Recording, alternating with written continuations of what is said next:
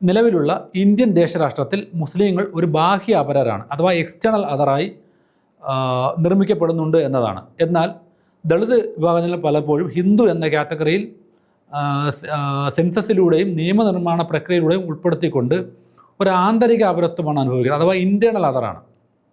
ഈ അർത്ഥത്തിൽ മുസ്ലിം ന്യൂനപക്ഷങ്ങൾ, ദളിത് ബഹുജൻ ഗ്രൂപ്പുകൾ ഇന്ത്യൻ ദേശരാഷ്ട്രത്തിനകത്ത് അനുഭവിക്കുന്ന അപരത്വത്തിൻ്റെ സ്വഭാവത്തിൽ ചില വ്യത്യാസങ്ങളുണ്ടെന്ന് നമുക്ക് മനസ്സിലാക്കേണ്ടതുണ്ട്. ഈ വ്യത്യാസങ്ങൾ കൂടി നമ്മൾ പരിഗണിക്കേണ്ടതുമുണ്ട്. മുസ്ലിങ്ങളെ ദേശവിരുദ്ധരായി ചിത്രീകരിക്കുന്നത് പോലെ ദളിത് ബഹുജൻ ഗ്രൂപ്പുകളെ എളുപ്പത്തിൽ ദേശവിരുദ്ധരാക്കാൻ കഴിയില്ല. കാരണം അവർ ഹിന്ദു എന്ന കാറ്റഗറിയിലേക്കുള്ള ആന്തരിക അപരത്വത്തിലൂടെയാണ് നിയന്ത്രിക്കപ്പെടുന്നത്. അവരെ ഹിന്ദുവാക്കി ഉൾപ്പെടുത്തുന്ന ഒരു നിയന്ത്രിത ഉൾപ്പെടുത്തൽ അഥവാ കൺട്രോൾഡ് ഇൻക്ലൂഷൻ ഇവിടെ പ്രവർത്തിക്കുന്നുണ്ട്. എന്നാൽ മുസ്ലിങ്ങളുടെ കാര്യത്തിൽ പുറന്തള്ളൽ അഥവാ എക്സ്ക്ലൂഷൻ ഇന്ത്യൻ ദേശരാഷ്ട്രത്തിൻ്റെ അടിസ്ഥാന രാഷ്ട്രീയ ഭാവനയിൽ തന്നെ പ്രവർത്തിക്കുന്നു. മുസ്ലിങ്ങളുടെ എക്സ്ക്ലൂഷൻ കൂടുതൽ രാഷ്ട്രീയ സ്വഭാവമുള്ളതും കൂടിയാണ്. തീർച്ചയായും മുസ്ലിങ്ങൾക്ക് സാമൂഹികവും രാഷ്ട്രീയവുമായ എക്സ്ക്ലൂഷൻ അനുഭവിക്കേണ്ടി വരുന്നുണ്ട്.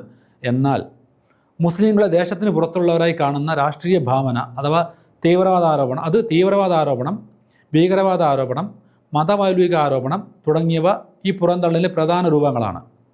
അതേസമയം ദളിത് ബഹുജൻ ഗ്രൂപ്പുകൾ അനുഭവിക്കുന്നത് പലപ്പോഴും ഇൻക്ലൂസീവ് എക്സ്ക്ലൂഷൻ എന്ന വളരെ സങ്കീർണമായൊരു സാങ്കേതിക വിദ്യയാണ്. അവർ ഹിന്ദു എന്ന വിശാല കാറ്റഗറി ഉൾപ്പെടുത്തുന്നുണ്ട്.